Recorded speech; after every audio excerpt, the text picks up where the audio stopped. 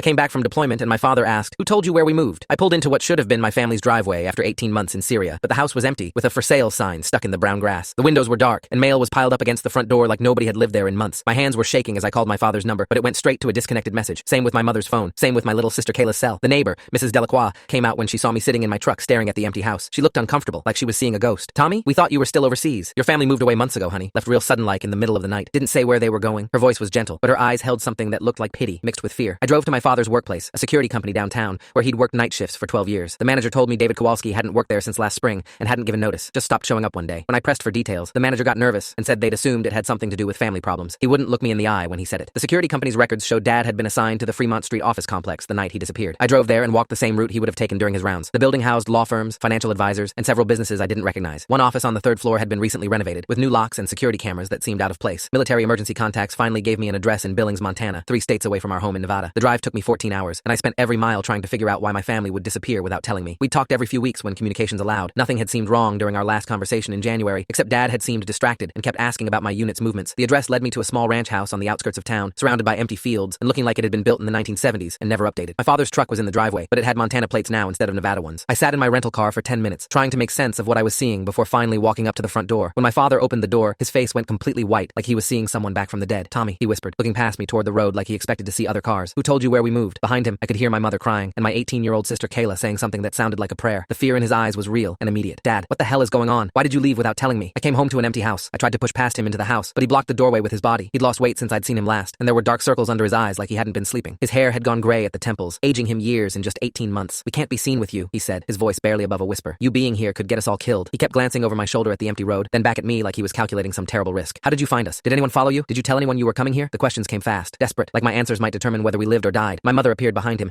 tears streaming down her face as she reached for me, then stopped herself. "Tommy, baby, we missed you so much, but you can't be here. It's not safe." She looked fragile, older, like whatever had happened to my family had broken something fundamental in her. Kayla hung back in the hallway, staring at me with eyes that held recognition, but also something like terror. I pushed past my father into the house, and he didn't fight me, just closed the door quickly and locked 3 different deadbolts. The interior was sparse, furnished with the kind of temporary furniture you'd find in a motel. None of our family photos were on the walls, none of the personal items that had filled our real home. It felt like a safe house, sterile and impersonal and wrong. "Start talking," I said, sitting down at their kitchen table without being invited. "I just spent 18 months in a war zone, and I come home to find my family has vanished. You owe me an explanation." My voice was harder than I'd intended, but the fear and confusion were turning into anger. These were the people who were supposed to be my anchor, my reason for making it home alive. Dad sat across from me, his hand shaking as he lit a cigarette. He'd quit smoking when I was in high school, so seeing him with one now was almost as shocking as finding them in Montana. "I witnessed something I wasn't supposed to see," he said finally. "At my security job, I was doing rounds at the office complex on Fremont Street. You know, the one with the law firms and financial companies?" He took a long drag before continuing. "It was around 3 in the morning, and I saw lights on in one of the offices that should have been empty. When I went to check, I found 3 men in suits standing around another man who was tied to a chair. Blood everywhere. Full story on my channel and linked below.